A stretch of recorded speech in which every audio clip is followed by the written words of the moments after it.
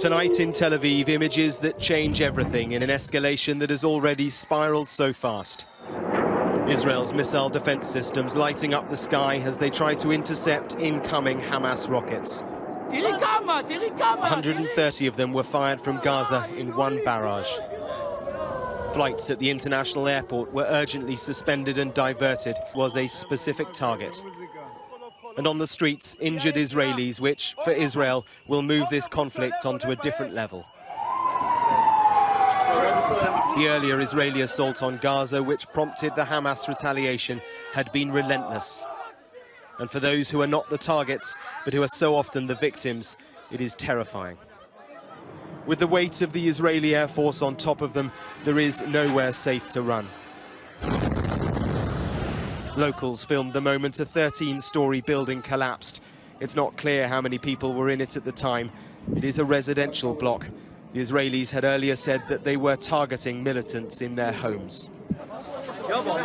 The number confirmed to have died through the day and the night before continues to rise. Children too. Here, a mother and her son are buried. They're from a refugee camp. Most in Gaza are refugees. In the skies, the trails of Israel's Iron Dome missile defense system. It shot down most of the Hamas rockets. We watched the Iron Dome intercept some of them as they flew north. Let's go in, let's go in. Come on, Mohammed. Hamas claims to be the defender of the Palestinian cause, striking their occupier. Israel will strike back harder still, and the diplomacy to break this cycle isn't there.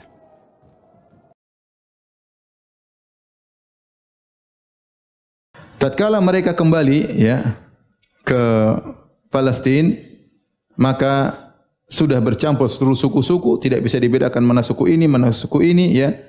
Ya, mereka bercampur dengan suku Yahuda dan Binyamin. Akhirnya setelah itu mereka dikenal dengan Yahudi. Dengan apa? Yahudi ya. Karena sulit untuk dibedakan mana suku, sudah bercampur baur, mereka sudah sudah diperbudak, kemudian bertahun-tahun waktu kembali mereka dikenal dengan Yahudi. Baik, hadirin dan hadirat yang Allah Subhanahu wa taala ya. Kemudian mereka pun tinggal di Palestina di bawah kepemimpinan kerajaan Persia ya, karena kerajaan Persia menguasai apa? Babylon, mengalahkan kerajaan Bakhtiyansar. Kemudian setelah itu Persia kemudian dikalahkan, dikuasai oleh seorang raja Yunani yang bernama Alexander. Siapa? Al-Iskandar Al-Makedoni. Kalau bahasa Arabnya Al-Iskandar, tapi kalau bahasa Inggris kayaknya Alexander ya. Alexander apa? Makedonia ya, dari Yunani. Kemudian menguasai mereka. Setelah itu terjadi pergolakan, mereka dikuasai oleh Al-Batalisah dari orang-orang Mesir, menguasai Palestina ya. Kemudian setelah itu Romawi menguasai Palestina sampai pada sekitar tahun 63 sebelum Masehi. 63 sebelum Masehi. Jadi mereka bolak-balik dikuasai oleh raja-raja yang lain dari Persia, dari pertama Babili yaitu Bakhtiyansar, kemudian Persia, kemudian setelah itu Yunani, kemudian setelah itu Mesir, kemudian terakhir Romawi. Romawi menguasai Palestina. Perhatikan bagaimana mereka dikuasai pertama kali Asyuriyin. Setelah Asyuriyin kemudian Farainah Misriyin, kemudian Babiliyin ya, dari Bakhtiyansar dan kawan-kawan, kemudian dari para Yunani, kemudian Batalisah yaitu orang Mesir, kemudian penyembah berhala, setelah itu Romawi juga penyembah berhala ya. Kemudian dan seterusnya sampai di zaman Nabi sallallahu alaihi wasallam juga mereka diusir dari jazirah Arab. Di zaman modern ya, Yahudi juga tidak luput dari siksaan-siksaan yang terus-menerus ya. Di Eropa ya, di bawah kekuasaan orang Nasrani juga benci sama Yahudi. Ini Yahudi dulu nangkap Tuhan mereka kan. Mereka benci ya. Harusnya berterima kasih bukan benci ya. Tapi misalnya mereka dikuasai di Britania, di Inggris pada tahun 1298. Maka raja yang bernama Edward pertama ya, memerintahkan untuk mengusir seluruh orang Yahudi dari Inggris. Kemudian mereka membunuh Yahudi banyak sekali. Ini pada tahun 1298. Di Perancis, ya, di orang Yahudi diperbudak, dikuasai oleh Raja Louis ke-9. Saya enggak tahu bin siapa ya. Akhirnya ya pada tahun 1321 orang-orang Perancis kemudian menyiksa mereka, mengusir mereka, ya. Kemudian pada tahun 1982 mereka diusir kedua kali dari Perancis. Di Italia mereka dimusuhi oleh paus-paus pendeta-pendeta Katolik, ya. Ya, dengan musuhi dengan permusuhan yang luar biasa, ya. Kemudian akhirnya tahun 1540 orang-orang Italia jengkel kepada mereka, akhirnya mereka dibunuh Yahudi, kemudian diusir dari Italia.